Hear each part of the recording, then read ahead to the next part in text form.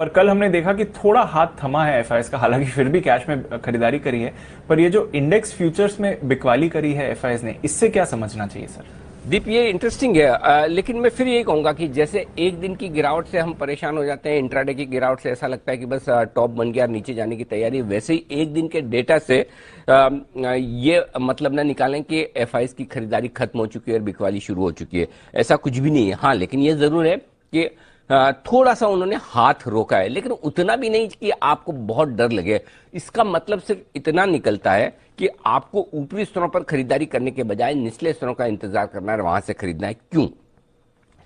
पहली बार 3 डिजिट में खरीदारी का आंकड़ा आया है पिछले कई दिनों से, क्योंकि मैं देख रहा था पिछले 21 दिनों में अगर आप देखें तो लगभग 70,000 करोड़ की खरीदारी एफआईएस की तरफ से हो चुकी है पिछले 21 दिनों में।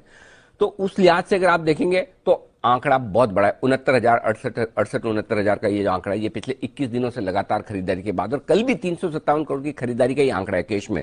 दूसरा, सामने स्टॉक्स उन्होंने 460 करोड़ के खरीदे, यानी कि लगभग 800 करोड़ की खरीदारी है स्टॉक्स में एफआईएस की तरफ से। ठीक है, कोई दिक्कत नहीं। और उन्होंने 1080 करोड़ के इंडेक्स बेचे।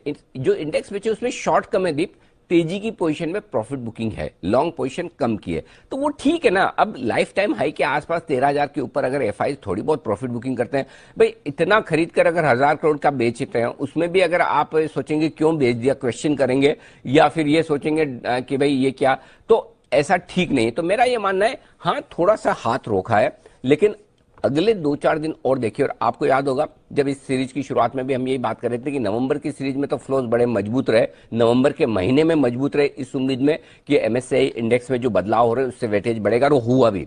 अब दिसंबर के महीने में आपको ये देखना है। लेकिन मैं फिर कहूंगा, जो मैंने दिसंबर की शुरुआत में कहा है दीप, वो ये 60-70 हजार करोड़ के फ्लोज ड्रीम है, सपना है, जो हकीकत में बदला है नवंबर के महीने में। हर महीने ऐसा हो नहीं सकता। मैं तो ये कहूंगा इस महीने अगर 25,000 करोड़ भी आ जाए, 20,000 करोड़ भी एफआईएस के आ जाए, तो भी आप 13,500 देख लेंगे। तो इतने बड़े फ्लोज ना भी हो, कोई चिंता नहीं, इन फ्लोज से भी आपका काम चल सकता है, ये मानकर चलें। तो आराम से फ्लोज को एक दिन के बेसिस पर डिसाइड ना करें, इंतजार करें, ज्यादा बढ़िया।